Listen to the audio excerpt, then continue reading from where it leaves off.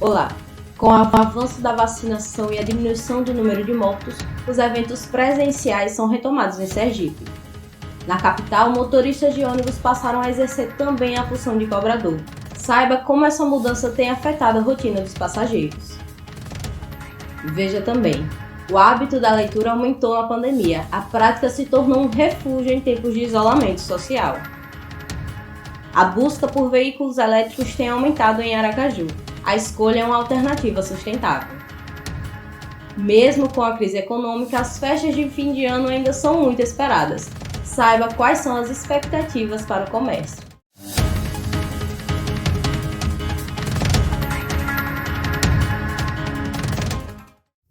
Com o aumento na taxa de vacinação, diminuição do número de mortos e infectados pela pandemia do Covid-19, estabelecimentos voltam a abrir. A retomada das atividades gera questionamentos sobre possíveis impactos, mas também a esperança de dias melhores. Milena, caloura nos palcos, conta como foi seu afastamento precoce das atividades presenciais. Ela e sua parceira Maria tiveram que procurar novos meios de distribuir os seus trabalhos.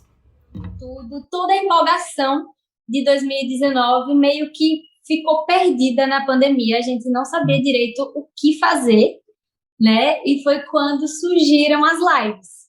A gente tinha que continuar se movimentando, né? Assim, foi legal de fazer, foi uma nova descoberta, né? Que a gente pode, sim, a gente procurou as pessoas para ajudar e fazer uma live bonitona, tanto que a gente fez umas 3 ou 4 lives nesse período.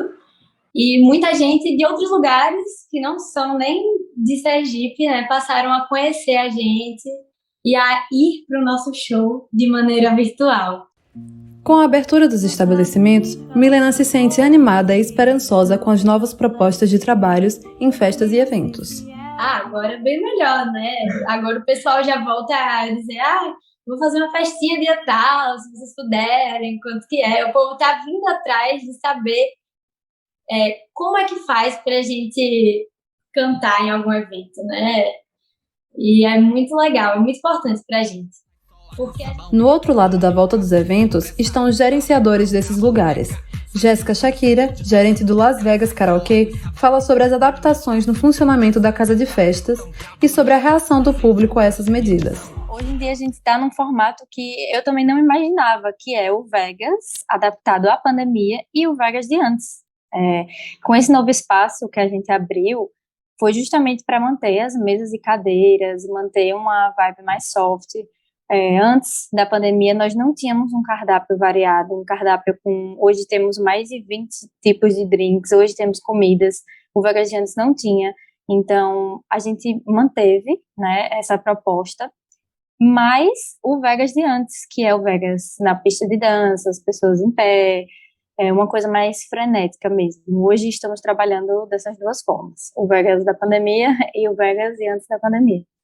Tivemos uma época muito difícil, que mesmo sem caixa, sem verba, tivemos que contratar uma pessoa a mais para poder ficar rodando como segurança mesmo dentro do estabelecimento, porque algumas pessoas elas tinham muita dificuldade em utilizar máscara e não ficar na região porque, por exemplo, se você reservasse para área interna, você tinha que ficar na área interna.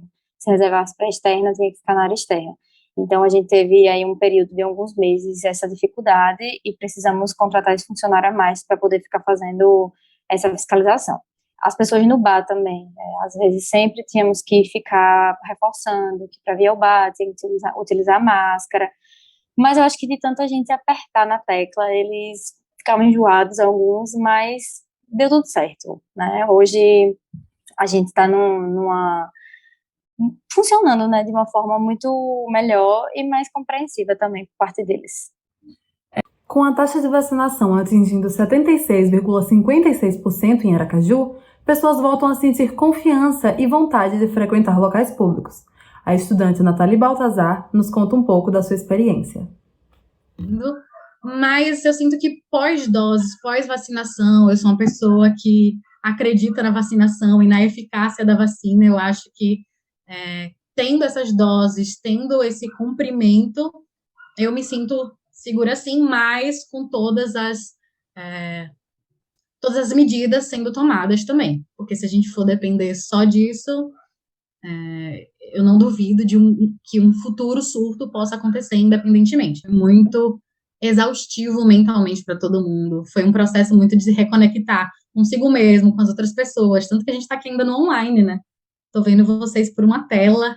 Então, a gente quer que as coisas voltem ao normal. A gente sabe também que existem pessoas que precisam do dinheiro que está envolvido nesse mercado para continuar se sustentando, se a gente for para a parte aí também, não só como consumidora, mas para as pessoas que planejam, que estão aí, que precisam disso para viver, mas com tudo sendo ajeitado, ajustado, com vacinação, com medidas sendo efetivamente executadas. Eu só quero que acabe esse ano e que o próximo venha com muita saúde, com muita animação e que as coisas se ajeitem aos poucos. O número de assaltos em transportes coletivos na Grande Aracaju teve uma queda considerável. Algumas linhas foram adaptadas para o modo integrado de motorista e cobrador. Essa mudança diminui a segurança para os usuários de transporte. A estratégia adotada pelas empresas de transporte coletivo de cada vez mais concentrar o pagamento da tarifa por meio de cartões, além dos esforços do policiamento em aumentar as abordagens no transporte público, tem contribuído para a redução dos assaltos. Em relação a números de 2016, quando nós tivemos o auge dessa modalidade delituosa no estado de Sergipe, nós estamos com números de redução em torno de 97%, 98%. Em relação ao mesmo período do ano passado, nós já estamos com 41% de redução. E a cada ano a dificuldade aumenta porque nós estamos combatendo os nossos próprios números. Todos os dias, muitas pessoas utilizam transporte alternativo na Grande Aracaju, seja para ir para o trabalho, para a escola ou qualquer outro lugar. Utilizam esse meio de transporte para chegar aos lugares que eles desejam. Nos últimos anos, o número de assaltos a coletivos vem caindo. Mas será que essa percepção de segurança vem melhorando ao longo desse tempo? Eu saio com medo, né? Eu pego ônibus porque eu preciso sair, mas eu saio com medo, por causa dos assaltos. Pois é, Dona Givanilde Lima também fala das dificuldades por hoje a maioria dos ônibus ter motorista e cobrador na mesma função. Dificulta mais, atrasa mais, porque ele tem que fazer as duas funções de motorista e cobrador. Tira muita atenção, né? Por isso que o povo pula catraca, é assalto nos ônibus, por falta dele ver. E a situação de segurança é igual a mesma dos usuários, né? Os dados colhidos pela Secretaria de Segurança Pública, SSP, por meio do Sindicato das Empresas de Transporte de Passageiros de Aracaju, CETRANSP, consta que, até outubro de 2021, foram registradas 63 ocorrências de assaltos na capital, e a maioria dos registros do último mês foram nas segundas-feiras. Durante a noite, a sensação de insegurança só aumenta devido aos horários estratégicos nos quais há uma maior incidência de roubos, conforme relatos de passageiros. Quando as pessoas chegam no trabalho cansadas, elas ficam mais vulneráveis aos roubos devido à dispersão e ao cansaço. Pegar ônibus e por muitas vezes com poucos passageiros no horário da noite, além de gerar insegurança aos usuários, facilita a ação dos assaltantes.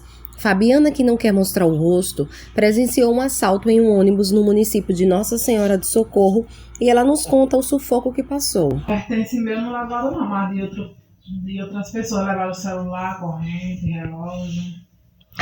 Qual a sensação que você teve, que você tem ao andar de ônibus a partir do momento que foi assaltada? Medo, frustração, insegurança, né? O técnico de petróleo e mecânica impressiona ao ressaltar o que vivenciou dentro do ônibus quando ocorreu o assalto. Foi assaltado no Lamarão, perto do box policial ali, antigo box, que não existe mais. Ele chegou, entrou, sentou lá na frente e o outro no fundo, foram dois rapazes. Quando passou do box policial, eles deram o sinal. Quando o motorista ia parar, ele foi para perto do cobrador e anunciou o assalto.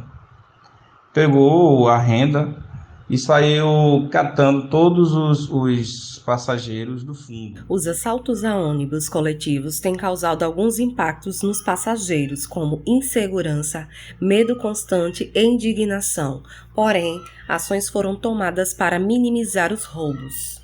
As empresas têm se somado e têm colocado câmeras nos ônibus, então isso tem facilitado as investigações e nós continuaremos atentos para que a população não seja penalizada com essa questão de insegurança nos transportes coletivos. Porque aqueles que têm cometido delitos são identificados e são levados à justiça. Então isso tem surtido um efeito muito positivo e nós estudamos o cenário, aqueles locais onde a mancha criminal se apresenta nessa questão de roubo a ônibus. Nós não podemos fraquejar agora, diminuir o nosso trabalho e buscar nos reinventar para que não tenhamos um cenário tão ruim como tínhamos no passado recente. Com a chegada da pandemia e o isolamento social, hábitos como o da leitura acabaram ganhando mais força. Um livro é mais que um compilado de letras em várias páginas. É um passaporte para um universo totalmente novo. É viajar sem sair de casa. É fazer descobertas que vão mudar quem você é. A psicopedagoga Demayra Oliveira destaca a importância de incentivar a leitura desde cedo. O hábito da leitura, ele deve ser incentivado na criança desde cedo. Não pode se deixar para incentivar a leitura na criança tardiamente, pois isso pode trazer alguns prejuízos.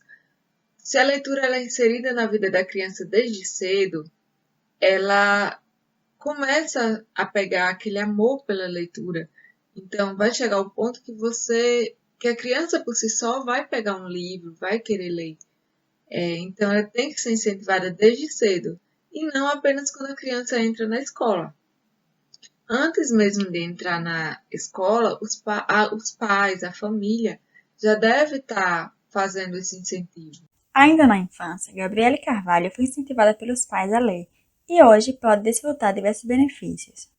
Eu acredito muito na teoria de que quando você é leitor, você literalmente vive vidas diferentes. Você vê pessoas, você conhece hábitos novos, você conhece novas culturas. Então, você vai compreendendo melhor as pessoas e você acaba compreendendo também a si mesmo. E quando você está ali lendo aquele livro na pele daquele personagem, é muito, apesar de nem todo leitor praticar isso, fica subentendido que você cria um vínculo de empatia com aquele personagem e você vai ter um olhar diferenciado para as pessoas ao seu redor da vida real, no caso. Eu acho que colabora bastante justamente por isso, da gente poder ver pelo olhar do outro e conhecer mais o outro através dos livros. Além de vantagens intelectuais, muitos leitores enxergam os livros como uma válvula de escape. Isabela Valenciano decide criar um Instagram literário para poder interagir com outros leitores e compartilhar suas experiências. Sempre teve um significado para mim, sempre foi algo que me ajudou demais, porque eu acho que para todo mundo, né? A gente às vezes lida tanto com as coisas pesadas da vida e a gente esquece de ter um tempo para nós. Então, os livros trazem isso pra gente. A gente vive a história de outra pessoa, a gente se identifica com o personagem, a gente se apaixona por personagens. É uma loucura, assim. Às vezes até, tipo, você tá tendo um dia péssimo, aí você lê e o personagem faz uma piada, faz alguma coisa que você acha engraçado e você se pega rindo, tipo, do personagem, que não existe, de uma coisa que não existe. Uma junçãozinha ali de palavras. E uma criação na sua cabeça. Além dos benefícios, adultos que não tiveram estímulo da leitura na infância podem sentir as consequências ao longo da vida. E também essas consequências elas podem persistir e podem atrapalhar o desenvolvimento do indivíduo até mesmo na vida adulta. Isso inclui consequências na falta de criatividade, no senso crítico, porque vai ter um senso crítico superficial e vai ter um vocabulário um pouco quanto limitado, digamos assim. Porque algumas palavras não vão fazer parte do seu vocabulário. Você vai ficar preso a palavras do cotidiano. Apesar do início da leitura na infância ser crucial, nunca é tarde para embarcar no mundo literário e aproveitar o que ele pode oferecer. Recentemente, criadores de conteúdo literário têm auxiliado no incentivo à leitura junto com a escola e a família. Larissa Daniel conta como tenta colaborar para isso. Nossa missão maior, assim, como influenciador, mesmo que perfis pequenos ou grandes, acho que o foco principal é sempre tentar trazer leitura pelo exemplo, né? Tentar produzir conteúdo de uma maneira criativa para conseguir chamar a atenção de quem não tem o hábito da leitura. Porque no meu perfil, tanto eu tento cultivar quem gosta de ler, né, com novas indicações, como também, principalmente, trazer para o mundo literário quem ainda não faz parte dele. No cenário atual da pandemia, os livros ganharam um significado a mais para quem lê. Além de ajudar no aumento das leituras, garantir aos leitores um lugar de conforto nesse ambiente caótico. E aí chegou a pandemia e eu comecei a ler realmente muito mais. E os livros me ajudaram muito nessa época, justamente porque eu tinha algo para fazer, eu tinha algo para focar. E ainda mais nesse momento de pandemia inicial, que todo mundo ficou muito perdido. Então, os livros foram meio que um norte nesse momento para mim. Vamos falar de Covid-19? Até o momento, o estado registrou 12 novos casos e nenhuma morte decorrente da doença. A nova variante Ômicron não circula em Sergipe. Já a cobertura vacinal é de 76% para a primeira dose e 63% dos sergipanos estão com a imunização completa. Você já ouviu falar nos veículos elétricos? Aqui na capital, a população tem se mostrado cada vez mais favorável à adesão deles. Olhando assim, pode até não parecer, mas as ruas estão mudando. É que cada vez mais pessoas estão adeptas aos veículos elétricos. A loja Volts, aqui em Aracaju, é especializada em motos elétricas e desde a inauguração em julho do ano passado, já vendeu mais de 300 unidades. Para o vendedor Fábio, a principal vantagem é a economia. Então a procura está sendo enorme e a cada vez mais só aumentando. Por quê? Porque com um veículo elétrico você se livra de vez, definitivamente, do custo do combustível. Além de não ter mais que trocar óleo. Então, esses gastos que são obrigatórios para qualquer veículo a combustão, com a moto elétrica, você se livra de vez. Quem veio atrás desse custo-benefício foi o Alberto, que já comprou 2 motos elétricas. O interesse surgiu por conta da afinidade com a área, já que ele é técnico em eletrônica. Na economia, só de você não ter manutenção com um mecânico constante, programado, e você não precisar estar fazendo ajuste mecânico, troca de óleo, e a questão também do desgaste de peças mecânicas que tem as motos a combustão.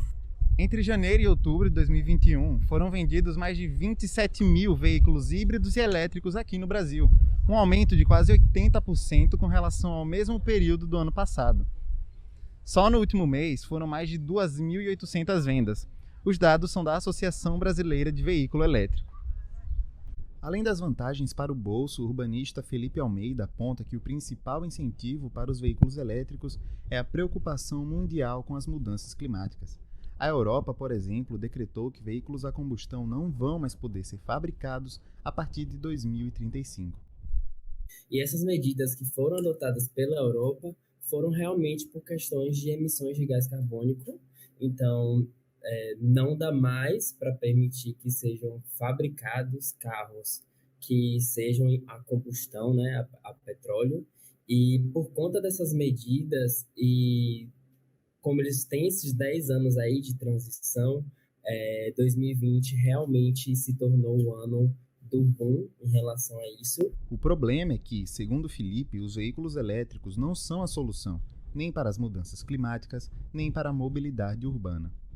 E a solução para a gente é que as pessoas, ou elas não precisam utilizar um veículo para se deslocar na cidade, quando ela precise, o ideal é que ela utilize ou meios de transportes que não emitam gás carbônico ou que sejam limpos, como, por exemplo, a bicicleta, ou, se necessário, que ela utilize o transporte de uso compartilhado, que é o transporte público, ônibus, metrô e trem. Esse que é o ideal. Para que as cidades possam acompanhar esse processo de eletrificação das ruas, o melhor seria fornecer incentivos para as empresas de veículos elétricos. Assim, mais motoristas pensariam 2 vezes antes de comprar um veículo a combustão. O próprio Alberto afirma que vai trocar as motos por um carro elétrico quando tiver a oportunidade. Agora, se também tiver um carro elétrico, eu vou para o carro elétrico, lógico. Como vai ser o Natal do sergipano em 2021? Confira agora o que os comerciantes e economistas estão esperando para as festas deste ano. Ainda faltam alguns dias para o Natal, mas já tem gente se preparando para a data. Momento de se reunir com a família, fazer a ceia, trocar presentes. E este ano, apesar da situação financeira não ser das melhores, as pessoas estão bem animadas com o Natal. Natal tô vendo pro meu filho, né? Que ele tá ali com a mãe, já nos brinquedos, correr pros brinquedos. Vai ter presente esse ano? Tem sempre a árvore de Natal e o presente. Ele já tá preocupado. Quando no dia de Natal, ele já correr para a árvore de Natal para ver o presente dele. É assim mesmo. E a casa já tá decorada? Vai comprar algum item natalino hoje? Também, a gente vai completar a decoração de Natal, né? A gente vai comprar mais algum utensílio de Natal, né? Mas o que vocês vão comprar aqui hoje? A gente vai olhar uns artigos natalinos para montar nossa árvore nova, rosa. Rosa é? Isso. E o que vocês estão achando dos preços? Por enquanto ainda está acessível. E essa pequenininha que vai ganhar presente esse ano? Vai. Hein, mãe? Esse ano vai. Esse ano também mais surtido, tem mais opções, tem mais variedade de cores, de textura e os preços estão bem bons mesmo. Apesar dos altos aumentos que teve os produtos, mas esse ano está bem acessível. Nesta loja do bairro São José de Aracaju, o Natal já chegou faz tempo. Desde novembro, itens natalinos como árvores, pisca-piscas e presentes já começaram a ser vendidos. Mas o que a gente quer saber é, vale a pena todo esse investimento? Este ano a gente tem boas expectativas, visto que o pessoal já está tomando a vacina, boa parte da população já está vacinada, então a gente acredita que o pessoal já vem mais motivado para fazer as festas natalinas e isso já é evidente aqui por meio das compras, da procura dos clientes. Apesar do número crescente de desemprego e tal, mas com certeza teremos um crescimento nas vendas esse ano. Fazemos um planejamento de 6 meses antes, com marketing, com os produtos que são novidades, produtos diferentes que o pessoal está procurando. Então tem produtos que o ano passado o pessoal, por exemplo, tem árvore que o pessoal quer numa determinada cor, esse ano, próximo ano já é uma outra cor. Mas a inflação não dá sossego para o consumidor. De acordo com o IBGE, em outubro de 2021, a inflação no Brasil atingiu 10,25% no acumulado de 12 meses, a maior taxa anual desde 2016. Se o cenário não é dos melhores, a expectativa de consumo em alguns setores pode ficar estável nesse período. Para essa economista, as projeções para o Natal de 2021 não são muito diferentes do ano passado. Eu não diria retração. Se a gente for comparar com o ano passado, provavelmente a gente vai estar nos mesmos patamares esse ano. O ano passado a gente está vivendo ainda um período de pandemia, mas que foi ainda possível, né? O comércio ele se reinventou e foi possível haver, né, o Natal, foi possível fazer compras. Esse ano a gente está vivendo um período de alta inflação, um alto índice de desemprego, uma grande quantidade de pessoas já em situação de pobreza, de extrema pobreza. Então, eu acredito que esse ano a gente vai ter um período natalino muito parecido. Não vou dizer que é retração, mas eu acho que vai estar nos mesmos patamares de 2020. E apesar de todo o cenário pandêmico, o Natal ainda é uma época em que muitas vendas são feitas. Em termos econômicos, o Natal é a melhor época do ano, aí só comparado, né, em comparação também com outra época importante que é o Dia das Mães. Mas o Natal é a época que se mais produz, então, em termos econômicos, é a melhor época do ano. Como a gente viu, decisões financeiras demandam muita responsabilidade.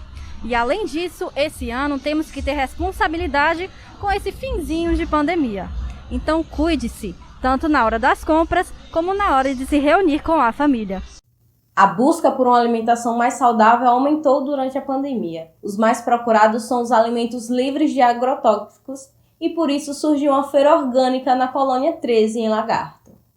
A Feira Saudável da Colônia 13 apresenta uma grande diversidade em produtos orgânicos. Toda quarta-feira, a partir das 15 horas, moradores locais, que também são trabalhadores rurais, comercializam seus produtos e influenciam a sociedade a uma vida mais saudável. Mandioca, farinha, repolho, quiabo, alface, coentro.